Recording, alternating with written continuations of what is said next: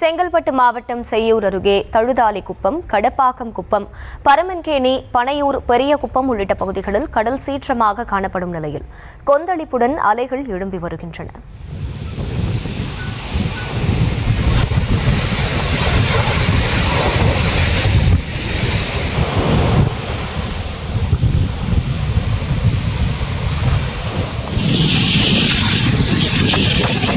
கூடுதல் விவரங்களை செய்தியாளர் அருண்குமார் வழங்க கேட்கலாம். அருண்குமார், வணக்கம். கடல் கொந்தளிப்புடன் காணப்படும் நிலையில் அந்த பகுதிகளில் என்னென்ன முன்னெச்சரிக்கை ஏற்பாடுகள் மேற்கொள்ளப்பட்டுள்ளன? முழு விவரம்.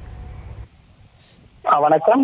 வங்கக்கடலில் உருவாகியுள்ள புதிய காற்றழுத்த தாழ்வு நிலை தற்போது டிட்டா புயல் மாறியுள்ளது. இதன் காரணமாக செங்கல்பட்டு மாவட்டம் செய்யூர் அருகே உள்ள கிழக்கு கடற்கரை சாலையில் உள்ள தைதாலி குப்பம், கடப்பாக்கம் குப்பம், ஆலம்பரக்கோட்டை, பரமன்கேணி, பனையூர் பெரிய குப்பம், பனையூர் சின்ன குப்பம் உள்ளிட்ட பல்வேறு கடலோர பகுதிகளில் இன்று காலை முதலிலிருந்து அதிக அளவில் அலை கடல் அலையானது அதிகரித்து காணப்படுகிறது.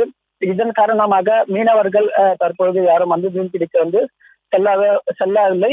இதன் காரணமாக புயல் காரணமாக கடலோர பகுதிகளில் உள்ள மீனவர்கள் அவர்களுடைய படகுகளை பாதுகாப்பாக கரையில் நிறுத்தி வைத்துள்ளனர்.